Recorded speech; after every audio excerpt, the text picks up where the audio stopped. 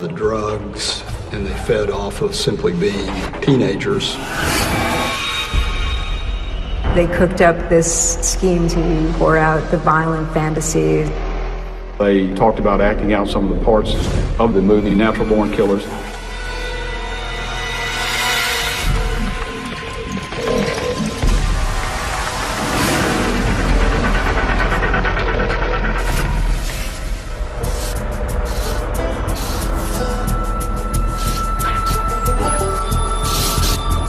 Told me a story about how her and her new boyfriend, Ben Darris, they went around town. They shot On a May store 28, clerk down 1995, in Muskogee, Oklahoma, police pick up 21-year-old Patrick Williams for questioning about an outstanding warrant. But he has something else on his mind. The love of his life, Sarah Edmondson, ended their 4-year relationship and has a new boyfriend she's bragging about. Williams wants revenge. That's Sarah. She's such a bitch. They're going around town talking about how they killed a guy down in Louisiana. He told the arresting officer that Sarah Edmondson had told him about a robbery that she had done in Louisiana and said that she did this along with her new boyfriend, Ben. Killed a guy down in Louisiana? Shouldn't be arresting me. Arrest them. She's the one who did something wrong. Her and that... The information was transmitted to the law enforcement authorities in Louisiana.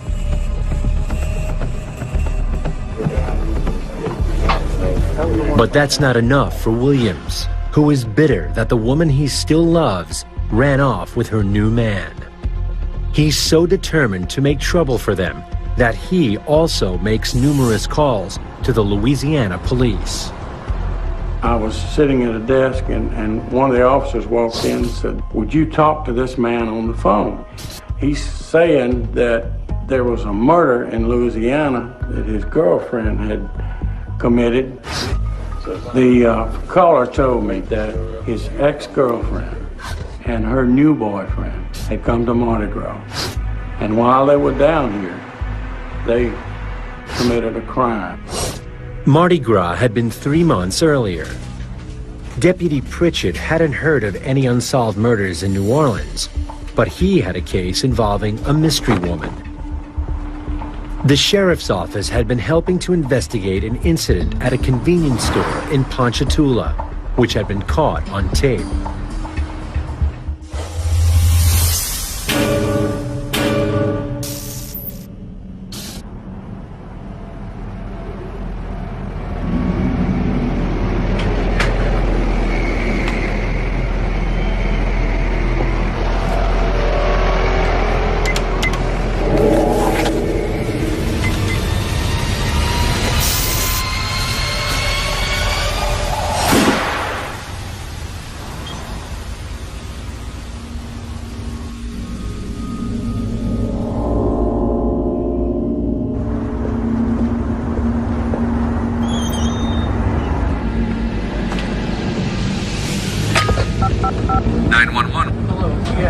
I'm at the time saver. This woman's been shot.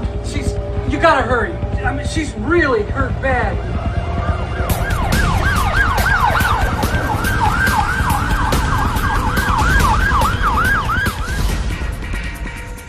The surveillance camera showed an individual that walked into the convenience store wearing a striped jacket with a hood on, producing a weapon and pointed it at the clerk. Fired around, striking the clerk.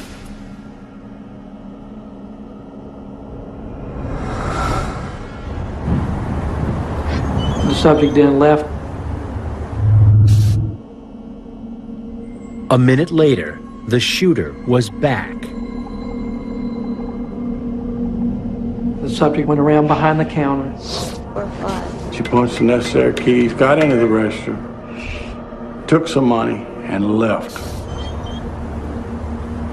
The victim, 35-year-old Patsy Byers, had been shot in the throat and critically injured.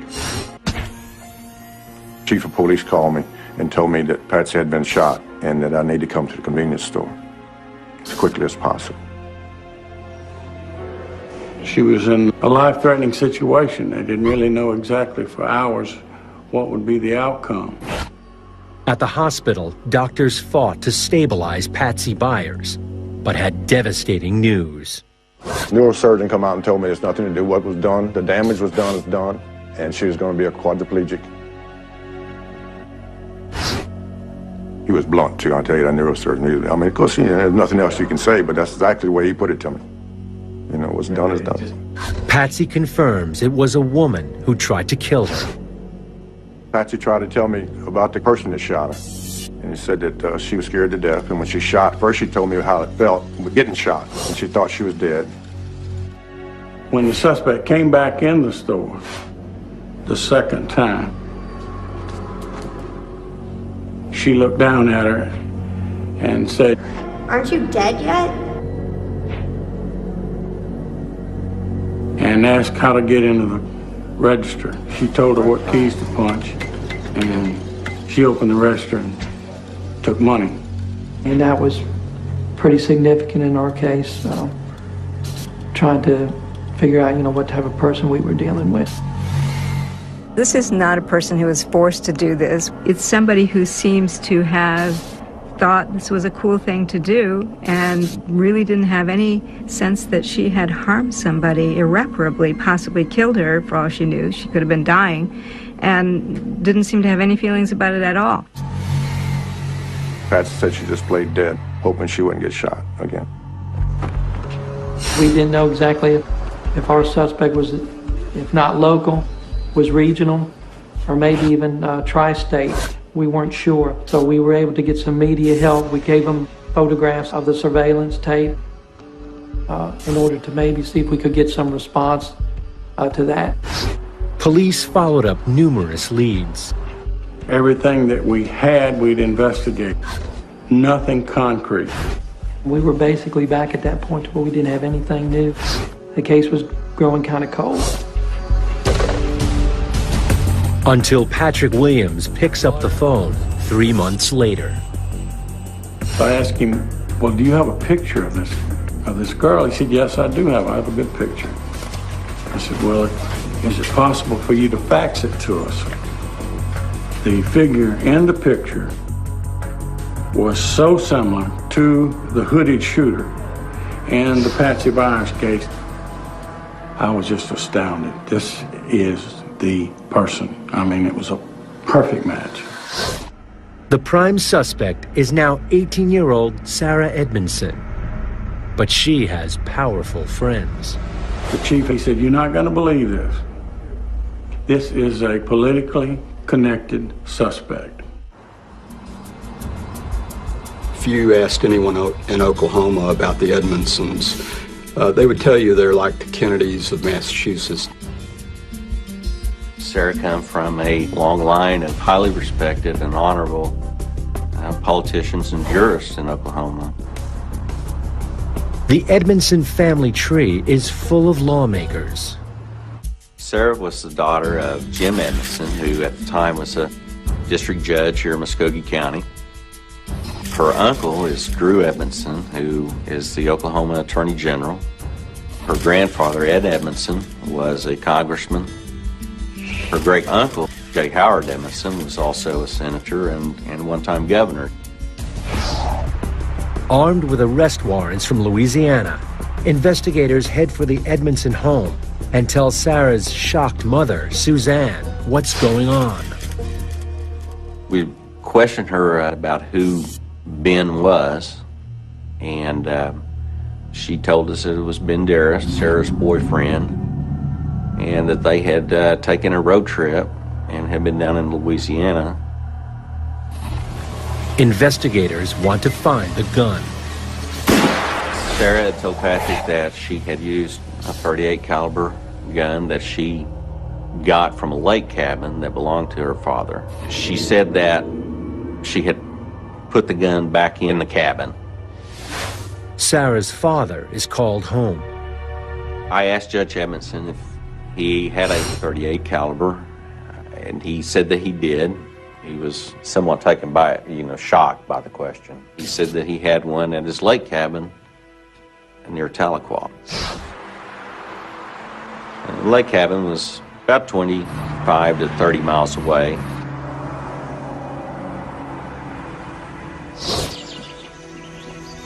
He led me and the agent to the lake cabin. I followed him in.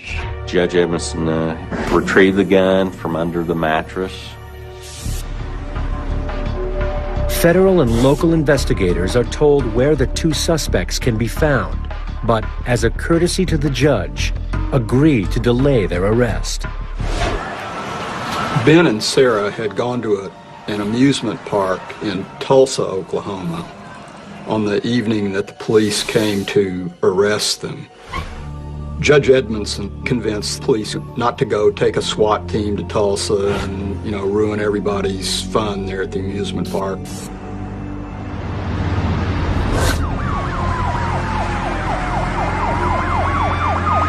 We waited out in the car, out in front of the residence.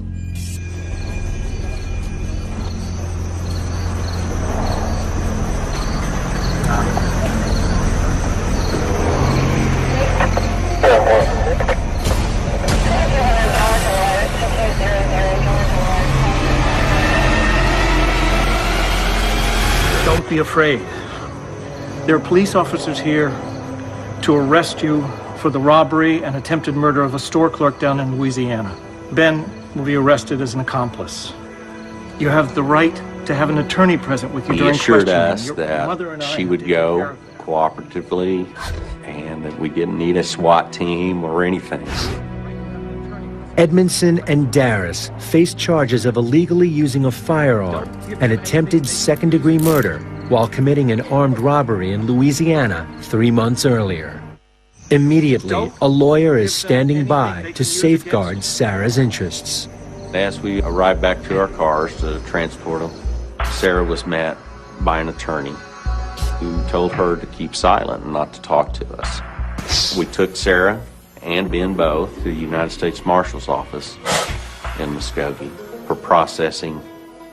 For Sarah declined to talk to us and did not make any statements.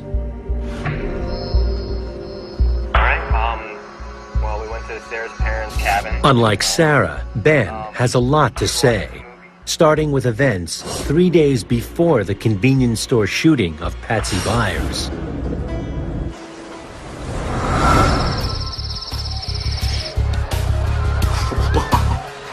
Ben had told me that he and Sarah had spent some time at Judge Edmondson's lake cabin near Tahlequah and took some drugs, to include marijuana, ecstasy, and some LSD. And while there, they watched some movies, specifically mentioned Fantasia. The Disney animated classic was a popular choice for heavy drug users because of its colorful, psychedelic sequences.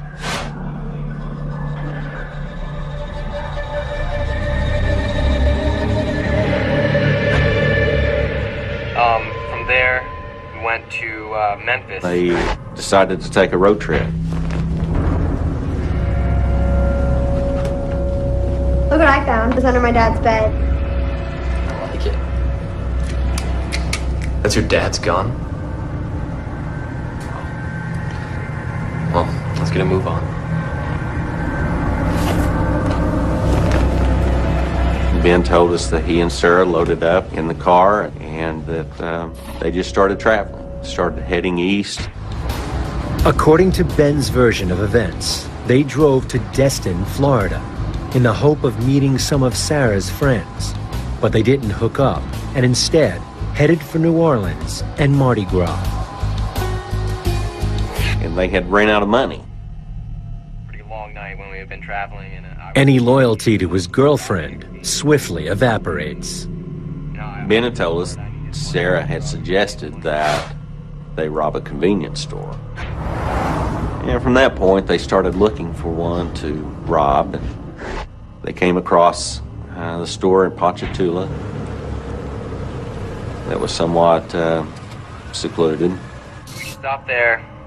She goes inside with the gun, and I had thought... During the interview, myself and the FBI agent, Ben had put all the blame on Sarah. This was all her idea. Ben told us that he let Sarah out of the car.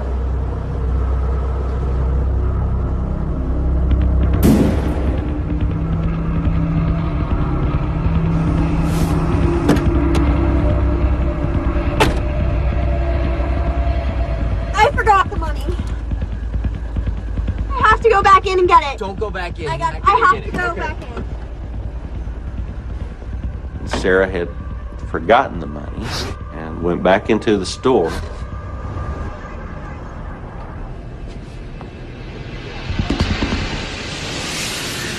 We're fine.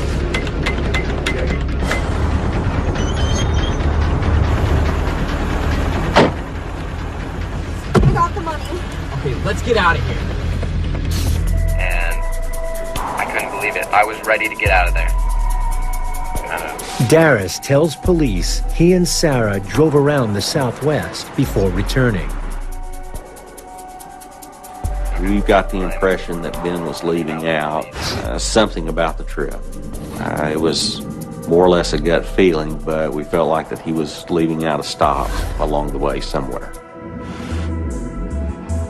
In an unusual move, Sarah's legal team convinces a retired special judge that she should be released from jail and instead admitted to a Tulsa psychiatric hospital for evaluation. She is granted bail, set at $50,000. This could delay her extradition to Louisiana. Investigators explore her past. For all practical purposes, her childhood was as normal as apple pie. Girl Scouts, brownies, dance. Her mother took her to those kinds of activities any little girl would be taken to, and just seemed like a perfect childhood growing up in Muskogee. Her grandfather, whom she was close to, died when she was 14. She reacted badly to that. She reacted badly to deaths of some friends. One had committed suicide, a couple others were in car accidents. She started taking drugs and hanging out with people you wouldn't expect. To react to people's deaths by completely changing your environment to something dark and bleak is clearly indicative of a pretty severe depression. Sarah's behavior becomes more erratic. She burned and cut her arms and legs, pretending the injuries were accidents. People who cut themselves are often doing the physical act of trying to get away from emotional pain, or you're drawing the attention away from the emotional pain. Sarah's parents suffered through a long history of alienation between her and them. I don't have much good to say about myself in terms of parenting. In desperation, the Edmondsons sent Sarah to a rehab hospital for drug and alcohol abuse. She was only 15. The family really did have the means and the wherewithal to have her treated. Outwardly, the treatment seemed to work. She was the opinion editor of her high school newspaper. But she did make good grades. She was popular in school. But away from the classroom, Sarah Edmondson showed a different side. In her non-school hours, she was taking drugs and drinking and hanging out with bad kids. When you see a trajectory, a behavioral trajectory, like what we see with Sarah Edmondson, she's going to act out either against herself or against somebody else. Because the depression gets more intense, the self-medicating gets more intense, something's going to blow somewhere. There was relief for her parents when she graduated and started junior college. But then, more trouble. After just 3 weeks, she'd had enough. For 4 years, Edmondson had been dating Patrick Williams, but it had been a volatile relationship. He was obsessed with her. They had had a real hot and cold relationship over a period of years that actually resulted in it going so bad that Sarah's parents had to get a restraining order against Patrick. According to her father and others who knew her, she liked to hang out with social pariahs. She accepted those people. The relationship ended badly. After a brief stint as a waitress, Edmondson enrolled at a small college in Tahlequah, 25 miles from Muskogee. Patrick Williams continued to pursue her. But Edmondson fell for someone new, also with a troubled past. Ben Darris.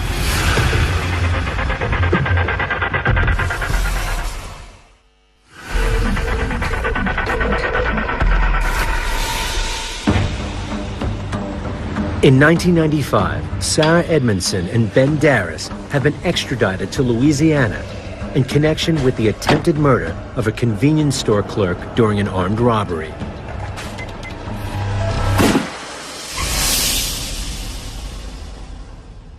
Police learned Darris had grown up in a working-class family in Ada, Oklahoma, the middle child of 5, and the product of a broken home.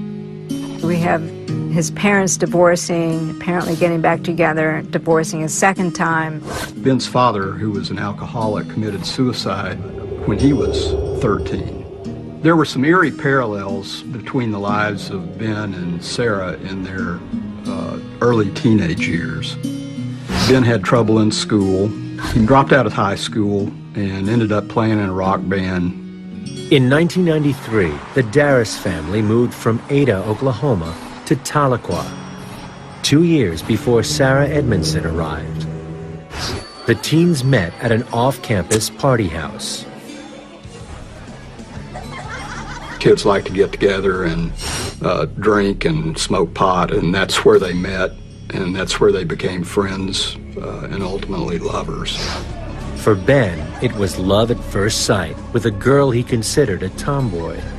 They can sense right away that person stands out. That person is like me. There's a mirror effect, and they gravitate toward each other. Like, I can do something with you in a way that I can't with anybody else. Sarah was his second girlfriend ever, and he was terrifically enamored of her, fell in love with her. The love affair proved a distraction. Just 2 months after starting college, Sarah quit her studies yet again. 2 weeks after being released on bail and with Edmondson's psychiatric evaluation complete, the teenagers are extradited to Louisiana. Waiting for her are a separate team of defense lawyers. She's indicted on charges of attempted second-degree murder, armed robbery, and the use of a firearm during a violent crime. Darris is indicted on the single charge of armed robbery. In Mississippi, a lawyer says that he represents someone willing to solve an outstanding murder case there, but won't reveal any further details unless his client is granted immunity from prosecution. I felt the granting of immunity at the time was a necessary evil. I don't like granting immunity. The deal is done, and the star witness is Sarah Edmondson. Once the immunity agreement was reached, the local defense lawyer that was representing Sarah, he provided information on where she was, who she was, and investigators from our office immediately left and went to Louisiana to interview her. Darris never mentioned any incident in Mississippi when he spoke to investigators, but Edmondson is prepared to reveal what he's trying to hide. It just pretty much confirmed my suspicions of what I had about Ben leaving out stuff during our interview with him. At first, Edmondson's version of events seems similar to her boyfriend's. Sarah stayed the night prior to coming to Mississippi. She and Darris stayed at her family cabin. While at the cabin, they also watched the movie Natural Born Killer.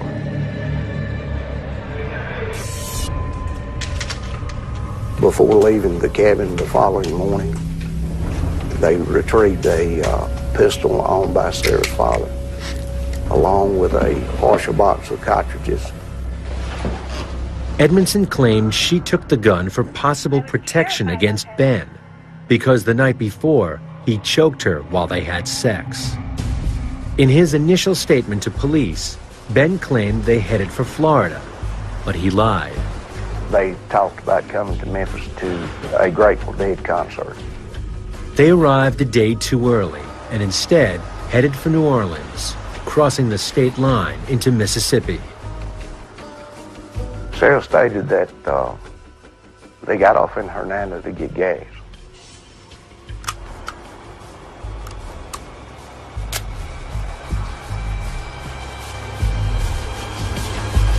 They were running out of cash. Edmondson says it was Ben, not she, who suggested they rob somebody.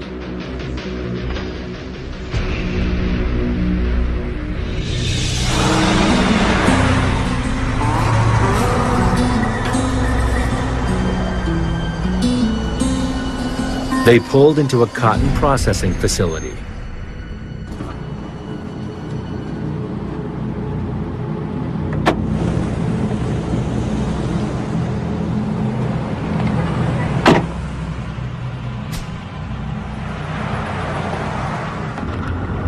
Get out and act real angelic. Okay.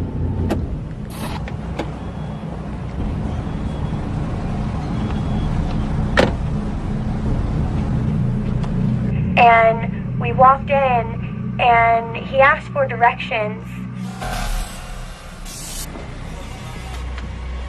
Excuse me. Can you help me get to I-55? Yeah, you can go down this street here about a couple miles.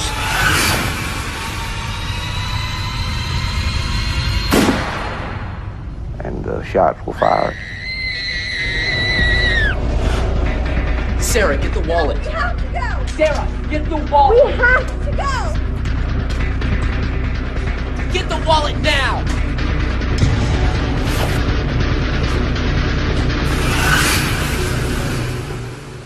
Bill was a very, very kind man. He had a wife and 2 daughters. He was very family-oriented, very hard-working man. Mr. Savage was discovered by an insurance salesman who had gone by the office to visit him on the afternoon of March the 7th, 1995. I wake up every morning, my hand's on his pillow. I'm looking for him. It was pretty obvious from the scene that he had been surprised. Police discovered his wallet was missing, but have no clues about his killer's identity. He had no beefs with anybody. So we began to feel that this was going to be somebody from out of town. And I remember several times during the course of the investigation, we used the term drifters. That was such a rush. Did you see that guy's face when I killed him? Did you hear him? What noises he was making?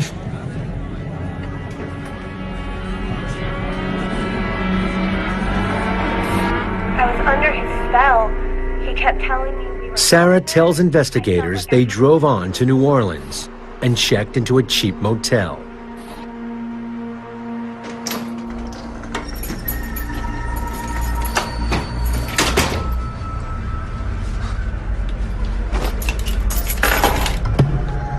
Part of that guy's brains on my shoe.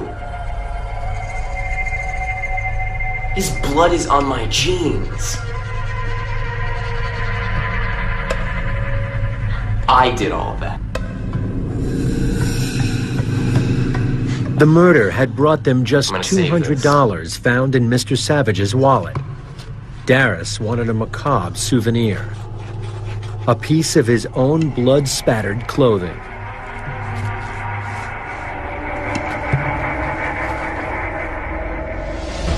According to Edmondson, her lover made it clear they were as bad as each other. I think you're ready. I think you can do this. We're partners in this, right? Yeah. And I was scared, but I felt like I had... They left New Orleans and stopped at the convenience store in Ponchatoula, Louisiana. All right, Sarah. Go in there, just flash it. Edmondson tells the investigators she was a reluctant armed robber, scared for her own life. She blamed Ben for everything that happened. According to her, none of this was her idea. I felt like I had to do this or he would hurt me. She did not want any of it to happen. She only committed the robbery and shooting at the convenience store in Louisiana because Ben forced her to, basically. She's trying to blame it on anybody, anything but herself. She doesn't want to say, I did this, I'm guilty.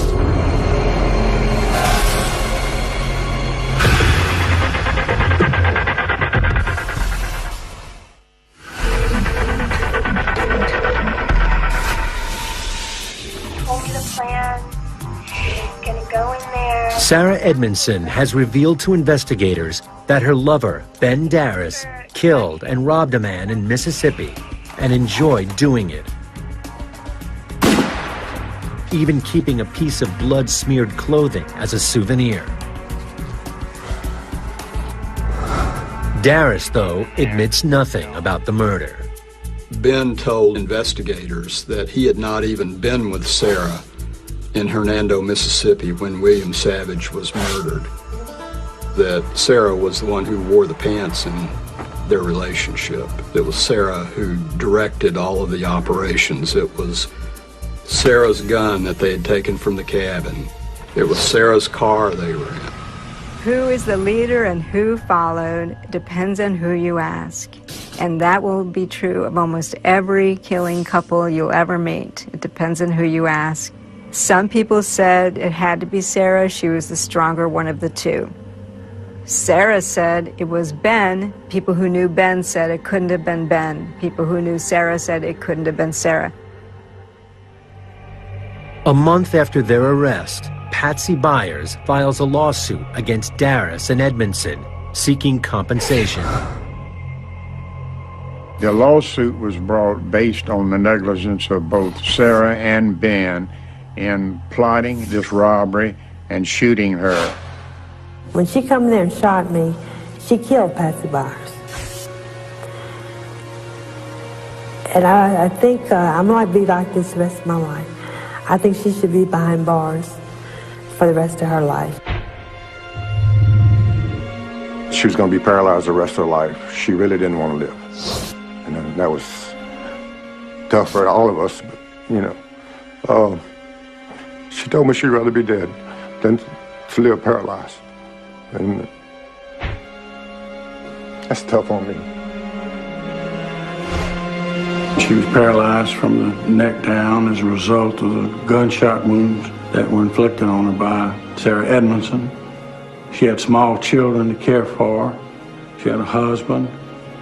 An injury like that creates so many other problems in their life. She had to have special transportation, special vehicles to travel in, plus special wheelchairs and things of that nature. The whole community was in shock over this for months and months and months.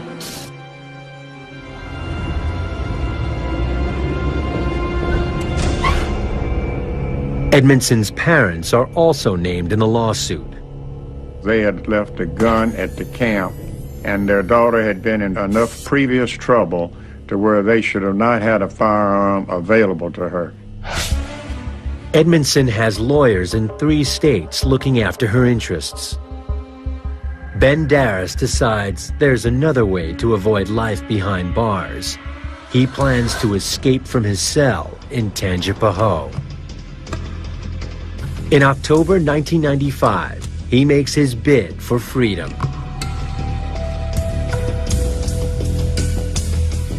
And so one day I got a call from the parish prison, said that he and 2 more prisoners had tried to escape and that they had managed to get in the ductwork or in the walls or something.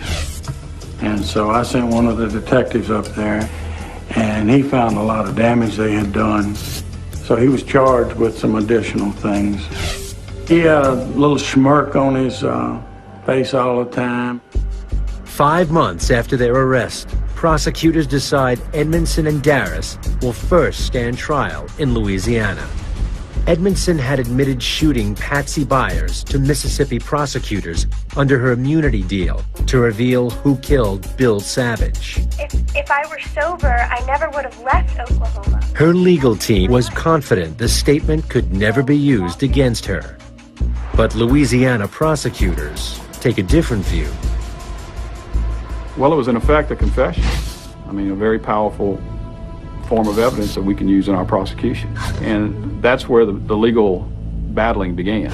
Were we as Louisiana prosecutors bound by the grant of immunity given by the Mississippi prosecutors? The immunity statement also leads to a major new twist in the Patsy Byers civil case, when the makers of a Hollywood movie are added as defendants. Sarah gave a statement in which she stated that they ingested LSD, alcohol, and watched the movie Natural Born Killers several times, and that did contribute to their violent crime spree. The suit was against 4 or 5 different entities from Hollywood, but Oliver Stone was the primary defendant. He makes great movies, but this particular one portrayed violence to an extent that we thought that we might be able to put a damper on this type of violent behavior.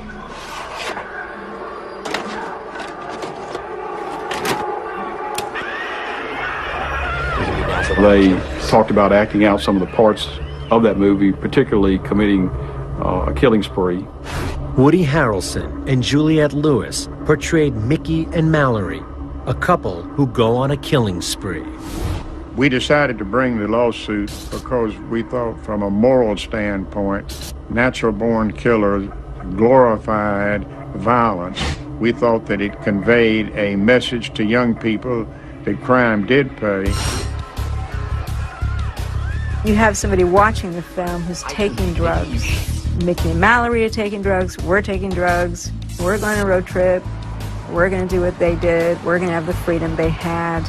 No one's going to catch us. Edmondson and Darris had watched the film many times before the shootings. Quadriplegic Patsy Byers, now also suffering from cancer, agrees to provide a videotaped statement to prosecutors outlining how she was shot by Sarah Edmondson. She was too sick to give the deposition because she had cancer, and since she had no feeling in her body, she could not feel pain, and it spread completely throughout her body. The day before she's due to testify, Patsy Byers dies in the hospital. She was just 38. Patsy was really a wonderful person. I loved her very much. She was very outgoing in sports, loved her kids. You know, she always took care of her kids.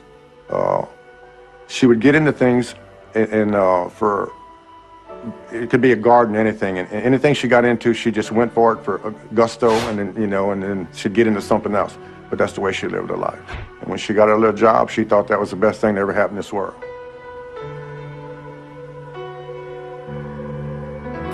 Patsy hated Sarah Edmondson, I can tell you that. She never wanted to see her walk the street again.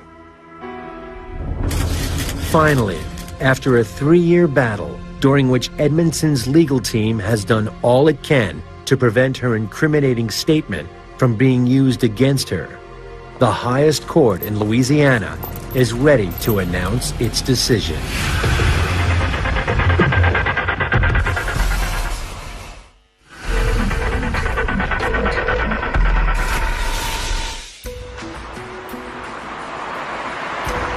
In 1998, after a 3-year legal battle, a final ruling is made on whether Louisiana prosecutors can use Sarah Edmondson's statement in which she admits shooting Patsy Byers, a statement given under an immunity deal. That argument went up to the Louisiana Supreme Court. We argued that at the Supreme Court and ultimately got a decision that we could use the statement. We didn't give her immunity, the Mississippi DA did. We should be able to use it here. We shouldn't be bound by that Mississippi DA's granting of immunity. The Supreme Court ultimately ruled in our favor. Soon after, Ben Darris strikes his own deal with Mississippi prosecutors to avoid a possible death sentence, and finally admits shooting Bill Savage in return for a life sentence. We met with Bill Savage's wife and the family, and we gave them all the options that we had as far as going to trial. And we felt like this was the best option, and they agreed with us to have a resolution and to everybody get this behind them. However, prosecutors agreed to delay formal sentencing until after Darris testifies against Edmondson in Louisiana. 3 months later, Edmondson changes her plea to avoid a possible maximum sentence of 149 years. Now, she did that after many years of arguing about the admissibility of her Mississippi statement, but ultimately she did plead guilty to armed robbery and attempted murder. In 1998, Edmondson is sent to prison for 35 years. And we were disappointed. We felt the 35-year sentence given to Sarah Edmondson was extremely low. Ben Darris strikes another plea deal. To avoid a possible additional 99-year sentence in Louisiana, he agrees to plead guilty in return for an identical sentence to Edmondson. Ben was guilty of the same crime as Sarah Edmondson, armed robbery and attempted murder.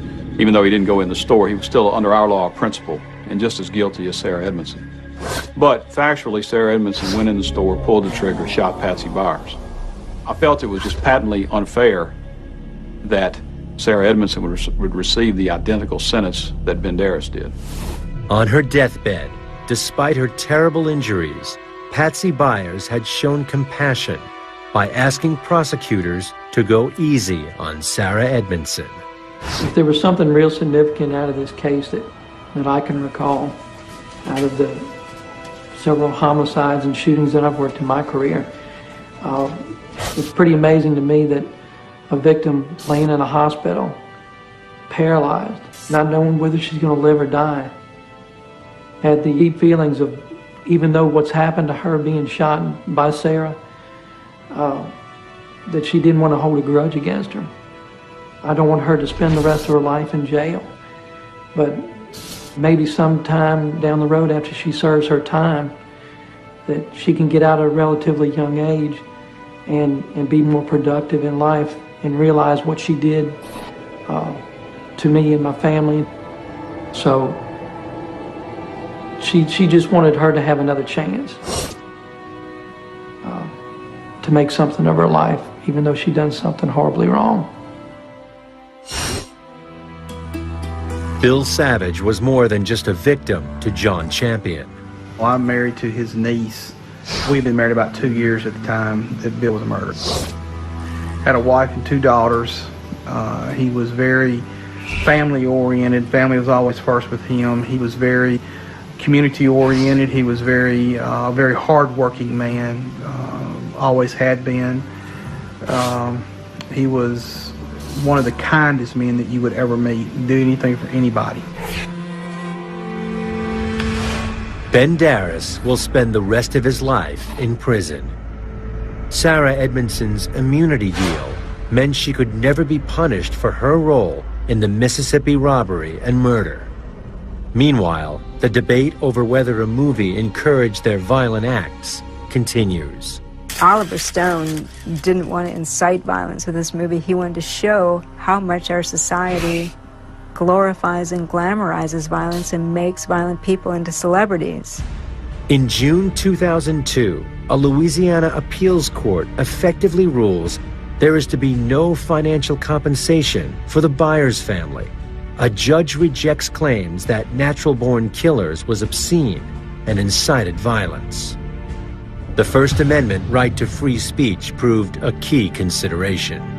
You can't say that it's only the violent films that are provoking violent incidents. We also have films that are not violent doing the same thing because it's about how an individual processes it. Ben and Sarah are not natural-born killers. A lot of the making has to do with the environment in which they're exposed, the way they process that environment, and the kinds of decisions they make along the way. Millions of people watched Natural Born Killers, and they didn't go out and kill anybody. So I think you can strike that one from the list. Millions of people take drugs and drink alcohol and don't kill people. I think you can strike that one from the list. Many people have difficult childhoods and backgrounds, and they don't go and kill people. So I think you can strike that one from the list. What does that leave? You tell me. Ben Darris is currently incarcerated at Mississippi State Penitentiary. In an internet blog, he describes the suggestion that natural-born killers led to the crime spree as simply an invention by Edmondson's legal team. The movie didn't influence me to do anything. Darris says he's now a changed man, a devout Christian involved in programs to assist other prisoners and prevent teen violence. Sarah Edmondson is held in the Louisiana Correctional Institute for Women.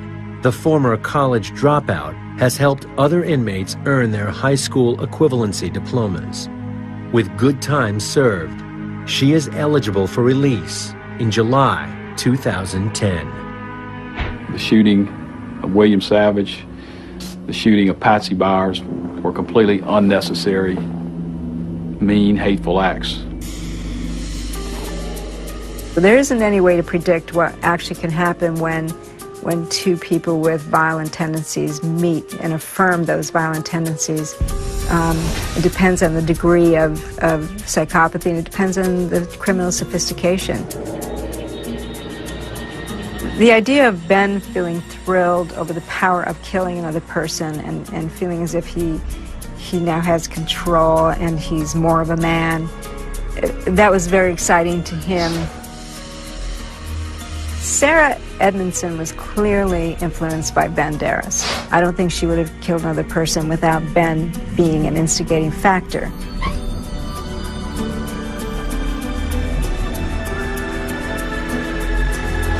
Was it the drugs? Was it their upbringing? Was it alcohol? Was it the chemistry between the two? I think there may just be a kernel of evil in some people, and it's just that simple. The drugs, and they fed off of simply being teenagers. They cooked up this scheme to pour out the violent fantasies. They talked about acting out some of the parts of the movie Natural Born Killers.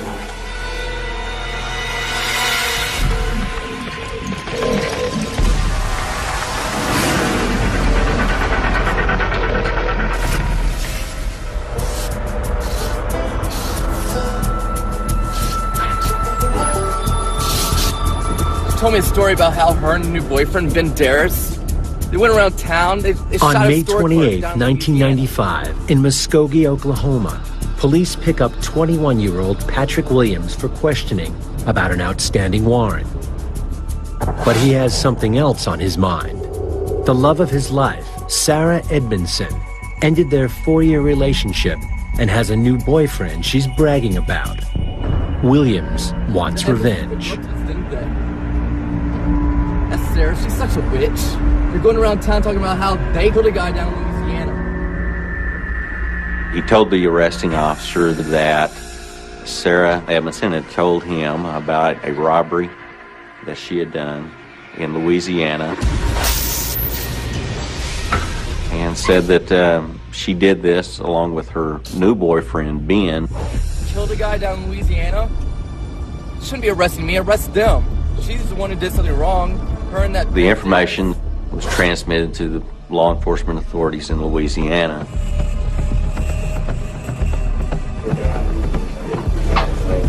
But that's not enough for Williams, who is bitter that the woman he still loves ran off with her new man.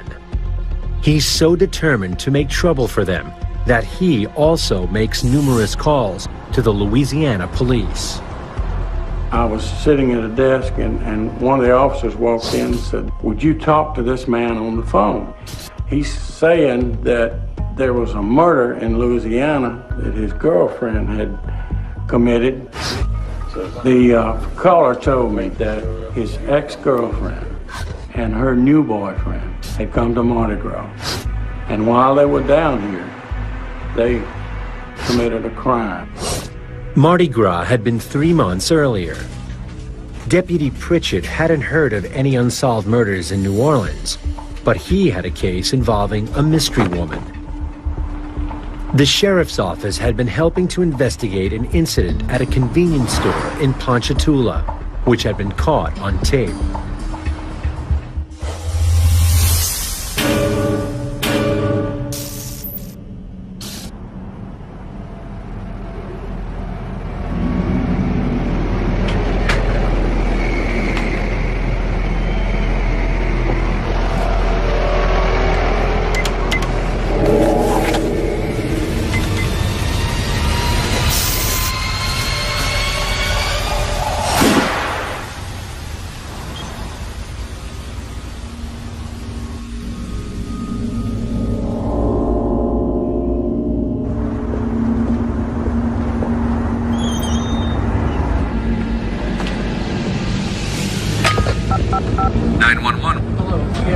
I'm at the time saver. This woman's been shot.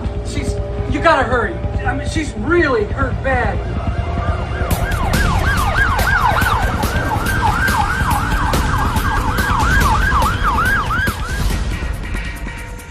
The surveillance camera showed an individual that walked into the convenience store wearing a striped jacket with a hood on, producing a weapon and pointed it at the clerk.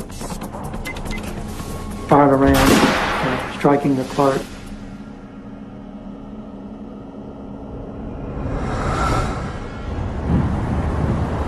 The subject then left. A minute later, the shooter was back. The subject went around behind the counter. She punched the necessary keys, got into the register, took some money, and left. The victim, 35-year-old Patsy Byers, had been shot in the throat and critically injured.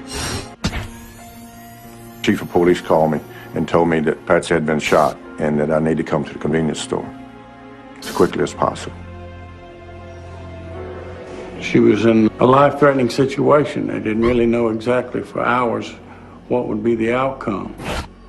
At the hospital, doctors fought to stabilize Patsy Byers, but had devastating news. Neurosurgeon come out and told me it's nothing to do what was done. The damage was done is done, and she was going to be a quadriplegic. He was blunt, too, I'll tell you, that neurosurgeon. I mean, of course, there's nothing else you can say, but that's exactly the way he put it to me. You know, what's done is done. Patsy confirms it was a woman who tried to kill her. Patsy tried to tell me about the person that shot her. And he said that she was scared to death. And when she shot, first she told me how it felt with getting shot. And she thought she was dead. When the suspect came back in the store the second time, she looked down at her and said, "Aren't you dead yet?" And asked how to get into the register. She told her what keys to punch, and she opened the register and took money. And that was pretty significant in our case, trying to figure out, what type of person we were dealing with. This is not a person who was forced to do this. It's somebody who seems to have thought this was a cool thing to do and really didn't have any sense that she had harmed somebody irreparably, possibly killed her for all she knew. She could have been dying, and didn't seem to have any feelings about it at all. Patsy said she just played dead, hoping she wouldn't get shot again.